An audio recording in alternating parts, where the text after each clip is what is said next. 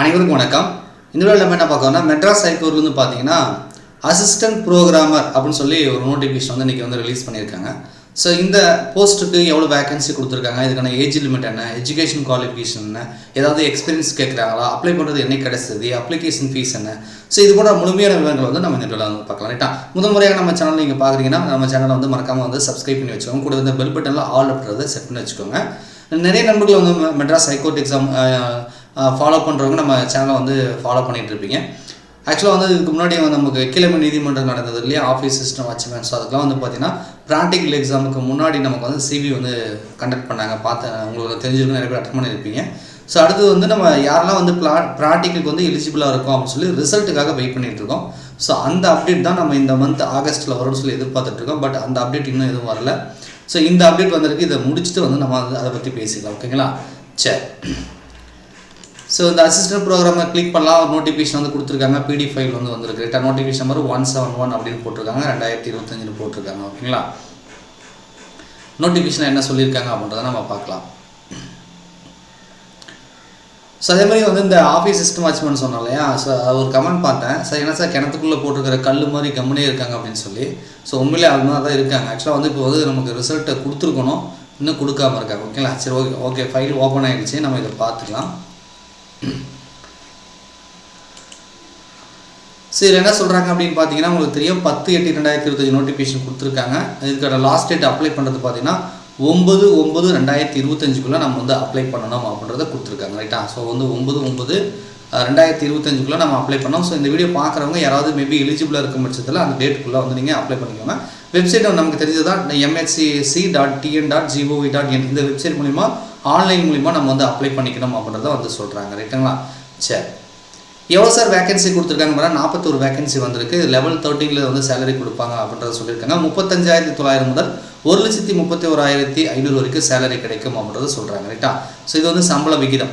இந்த 41 வேகன்சி கொடுத்துருக்காங்க இல்லை, இதில் ஒவ்வொரு கம்யூனிட்டிக்கும் எவ்வளோ வேகன்சின்றதை இங்கே பிரித்து கொடுத்துருக்காங்க. இப்போ ஜென்ரலில் பார்த்தீங்கன்னா டோட்டலாக 6 வேகன்சி இருக்குது. ஜென்ரல் பிஎஸ்டிஎம்க்கு எவ்வளோ, ஜென்ரல் உமன்ஸ்க்கு எவ்வளோ சொல்லி ஒவ்வொரு கம்யூனிட்டிக்கும் வந்து வேகன்சி எவ்வளோன்றதை பிரித்து வந்து கொடுத்துருக்காங்க. ஸோ நீங்கள் வந்து உங்கள் கம்யூனிட்டிக்கு எவ்வளோ வேகன்சி வந்திருக்கு நீங்கள் செக் பண்ணிக்கோங்க. ஒட்டு மொத்தமாக 41 வேகன்சி வந்திருக்கு. ரைட்டா? சரி, அடுத்தது ஏஜ் லிமிட். இதுக்கு அப்ளை பண்ணுறதுக்கு என்ன சார் வயசு இருக்கணும் அப்படின்னு கேட்டிங்கன்னா இவங்க என்ன சொல்கிறாங்கன்னா 1/7/2025 ஜூலை 1ஆம் தேதி அடிப்படையில் ஸோ குறைந்தபட்சம் 18, அதிகபட்சம் என்ன வயசு இருக்கலாம் அப்படின்றத பார்த்தீங்கன்னா SC, SCI, ST, MBC, DNC, BC முஸ்லீமுக்குலாம் பார்த்தீங்கன்னா 37 வயசு வந்து இருக்கலாம்னாங்க. ஸோ நாட் ஏ 37 வயசு கம்ப்ளீட்டாக இருக்கக்கூடாது, 37க்கு உள்ளே வந்து நீங்கள் இருக்கலாம் அப்படின்றத வந்து குறிப்பிட்டிருக்காங்க. இது வந்து இவங்களுக்கு. இதே வந்து ஓசி கேட்டகரி அப்படின்னு சொல்கிற கேட்டகரிக்கு பார்த்தீங்கன்னா 32 வயசு வந்து இருக்கணும், 32 வயசுக்கு உள்ளே இருக்கணும், 32 கம்ப்ளீட் ஆகிருக்கூடாது அப்படின்றத வந்து சொல்கிறாங்க. இது வந்து ஏஜ் லிமிட். ஓகேங்களா? ஸோ சர்வீஸ் கேண்டிடேட் இருந்தீங்கன்னா 47 வயசு வரைக்குமே நீங்கள் வந்து அப்ளை பண்ணிக்கலாம் அப்படின்றத வந்து கொடுத்துருக்காங்க. ஸோ இது வந்து பார்த்தீங்கன்னா ஏஜ் லிமிட் அப்படின்றத கொடுத்துருக்காங்க. இதுக்கான எக்ஸ்ப்ளனேஷன் அது மாதிரிலாம் வந்து கொடுத்துருக்காங்க. ரைட்டாக எக்ஸ் சர்வீஸ் மேனுக்கு என்ன அப்படிலாம் வந்து கொடுத்துருக்காங்க. நீங்கள் வந்து பார்த்துக்கோங்க. எஜுகேஷன் குவாலிஃபிகேஷன் அப்படின்னு பொறுத்த வரைக்கும் என்ன சார் படிக்கிறது ரொம்ப ரொம்ப இம்பார்ட்டன்ட். இப்போ வந்து ஏஜ் கூட மேபி இருப்பீங்க, ஆனால் வந்து என்ன படிச்சிருக்கணும் இந்த போஸ்ட்டுக்கு அப்படின்னு பார்த்தீங்கன்னா அது ரொம்ப ரொம்ப இம்பார்ட்டன்ட். எல்லாருமே அப்ளை பண்ண முடியாது. நீங்கள் பிஎஸ்சியோ அல்லது பிசிஏஓ with 3 year experience software development, அதாவது சாஃப்ட்வேர் ரிலேட்டடாக நீங்கள் கம்ப்யூட்டர் சயின்ஸ் ரிலேட்டடாக ஒரு டிகிரி முடிச்சிருக்கீங்க, பிஎஸ்சியோ அல்லது பிசிஏ முடிச்சிருந்தீங்கன்னா அது கூட ஒரு 3 இயர்ஸ் வந்து சாஃப்ட்வேர் டெவலப்மெண்ட்டில் எக்ஸ்பீரியன்ஸ் இருக்கணும் அப்படின்னு சொல்கிறாங்க. அப்படி இல்லைனா இன்ஜினியரிங் சம்மந்தப்பட்ட BE, BTech, MCA, MSc with அதை முடிச்சுட்டு வித் 2 இயர்ஸ் வந்து சாஃப்ட்வேர் டெவலப்மெண்ட்டில் எக்ஸ்பீரியன்ஸ் இருக்கணும்னு சொல்கிறாங்க.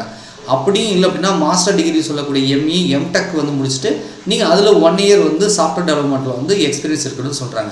அப்போ டிகிரி மட்டும் போதாது, எக்ஸ்பீரியன்ஸ் வந்து இவங்க கேட்குறாங்க. ரைட்டா? ஸோ யூஜி டிகிரி வந்து இந்த மாதிரி பிஎஸ்சி, பிஎஸ்சி அந்த 3 இயர்ஸு, பிஇ, பிடெக்னா, எம்சிஎஸ், எம்எஸ்சின்னா அந்த மாதிரி இருந்தால் 2 இயர்ஸு, எம்இ, எம்டெக்னா 1 இயர் வந்து எக்ஸ்பீரியன்ஸ் வந்து கேட்குறாங்க. இது எல்லாமே கம்ப்யூட்டர் சாஃப்ட்வேர் ரிலேட்டடான நீங்கள் படிப்பு படிச்சிருக்கணும், அது சாஃப்ட்வேர் டெவலப்மெண்ட்டில் எக்ஸ்பீரியன்ஸ் இருக்கணுன்றாங்க. ஸோ இவங்க மட்டும் தான் அப்ளை பண்ண முடியும். எனி டிகிரி வந்து எலிஜிபிள் கிடையாது. ரைட்டா? அது குறிப்பாக பாருங்கள், இங்கே வந்து எது வந்து ஸ்பெஷலாக முடிச்சிருக்குன்றாங்க. அதுபோல் பிஎஸ்சின்னா பிஎஸ்சி மேக்ஸோ, ஃபிசிக்ஸு, கெமிஸ்ட்ரி கிடையாது, computer science. So computer science, information technology, அதாவது ஐடி, சாஃப்ட்வேர் இன்ஜினியரிங் அல்லது artificial intelligence and machine learning அல்லது வந்து கம்ப்யூட்டர் அப்ளிகேஷன். ஸோ இது ரிலேட்டடாக தான் நீங்கள் டிகிரி முடிச்சிருக்கணுன்றாங்க. ஸோ இது ரிலேட்டடாக இவங்க சொல்லக்கூடிய இந்த டிகிரி முடிச்சிருந்தால் மட்டும் இதுக்கு அப்ளை பண்ணுங்கள், இல்லைனா நீங்கள் அப்ளை பண்ண வேண்டாம். ரொம்ப ரொம்ப இம்பார்ட்டன்ட். அப்ளை பண்ணுறதுக்கு எவ்வளோ சார் செலவாகும்னா 1000 ரூபா வந்து அப்ளிகேஷன் ஃபீஸ் போட்டிருக்காங்க. UR, MBC, DNC, PCM, BC, others, அதாவது ஓசி கேட்டகரி உங்களுக்குலாம் 1000 ரூபாய்.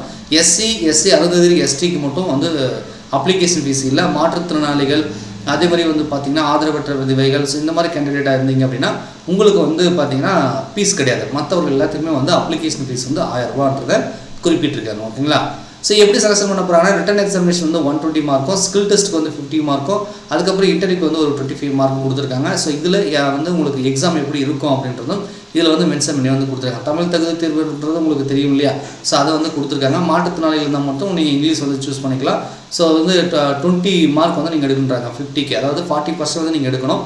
பார்ட் பின்றது பார்த்தீங்கன்னா உங்களுக்கு மெயின் பேப்பர். ஸோ இது வந்து basic of computer network, operating system, application development, internet, web technology, software tools, technique, cloud computing, so இந்த மாதிரி வந்து அது கம்ப்யூட்டர் ரிலேட்டடான மெயின் பேப்பர் வந்து இருக்குது அப்படின்றது கொடுத்துருக்காங்க. ரைட்டா? ஸோ ரிட்டன் எக்ஸாமினேஷன் பாஸ் பண்ணால் நீங்கள் அடுத்த கட்டத்துக்கு வந்து மூவ் ஆக முடியாது. அதாவது ஸ்கில் டெஸ்ட்டு, அதுக்கப்புறம் இன்டர்வியூலாம் இருக்குது. ஸோ அதெல்லாம் வந்து நீங்கள் மூவ் ஆக முடியும் அப்படின்றாங்க. இதை வந்து செலெக்ஷன் ப்ராசஸ் வந்து கொடுத்துருக்காங்க. ரைட்டா? ஸ்கில் டெஸ்ட்டுக்குமே பார்த்தீங்கன்னா மேக்ஸிமம் மார்க் 50, மினிமம் வந்து 20 வந்து கொடுத்துருக்காங்க. பார்த்துக்கோங்க. இன்டர்வியூக்கு வந்து 25 மார்க் வந்து அலாட் பண்ணியிருக்காங்க. ரைட்டா?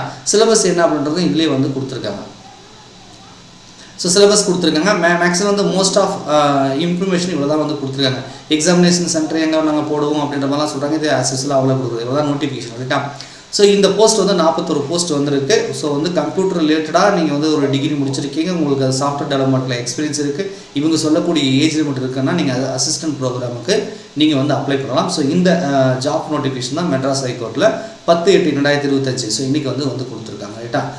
ஸோ இதுக்கு வந்து ரொம்ப அதாவது ஸ்பெஷலாக இந்த டிகிரி முடிச்சவங்க மட்டும் தான் எலிஜிபிள். ஸோ நீங்கள் வந்து அப்ளை பண்ணிக்கோங்க. மேஜராக நிறைய பேர் வந்து நெக்ஸ்ட் அப்டேட்டுக்காக வெயிட் பண்ணியிருக்கேன். நான் ஏற்கனவே சொன்ன மாதிரி தான்.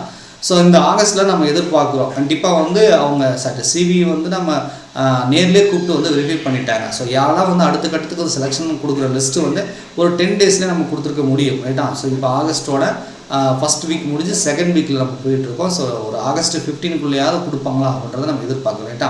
ஏதாவது அஃபீஷியலான அப்டேட் அல்லது வேறு ஏதாவது வந்து அன்அஃபீஷியலாக நியூஸ் வந்தாலும் நம்ப தகுந்த தகவல் ஏதாவது ப்ராக்டிக்கல் எக்ஸாம் சம்மந்தமாகவோ வேறு ஏதாவது தகவல் கிடைச்சதுன்னா உங்களுக்கு வந்து நான் ஷேர் பண்ணுறேன். இப்போதைக்கு நீங்கள் கமெண்டில் சொன்னீங்க இல்லையா, கிணத்துல போட்ட கல் மாதிரி கம்முனுக்குறாங்கன்னு, அந்த மாதிரி கம்முன்னு தான் இருக்காங்க. ஸோ எந்த ஒரு அப்டேட்டும் கிடைக்கல.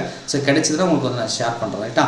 மெட்ராஸ் ஹைகோர்ட் எக்ஸாம் இந்த நமக்கு வந்து மெட்ராஸ் ஹைகோர்ட்டுக்கும் மதுரை ஹைகோர்ட்டுக்கும் ஒரு 300 சம்திங் வேகன்சி வந்தது இல்லையா, அதுக்கு நம்ம டெஸ்ட் பேட்ச் போட்டிருந்தோம். ஸோ அந்த டெஸ்ட் பேட்ச் வந்து டாபிக் டெஸ்ட்லாம் கம்ப்ளீட் ஆகிட்டு இன்றைக்கி சண்டே முழு மாதிரி தேர்வு வந்து நடந்துட்டுருக்கு. ரைட்டா? இந்த வீடியோ கிளிக் பண்ணி பார்க்கலாம். மேபி நீங்கள் அந்த எக்ஸாம் ஏதாவது ப்ரொவைட் பண்ணுறீங்க, அப்ளை பண்ணியிருக்கீங்க அப்படின்னா ஃபுல் மோக் டெஸ்ட்டு நீங்கள் நடந்துட்டுருக்குது.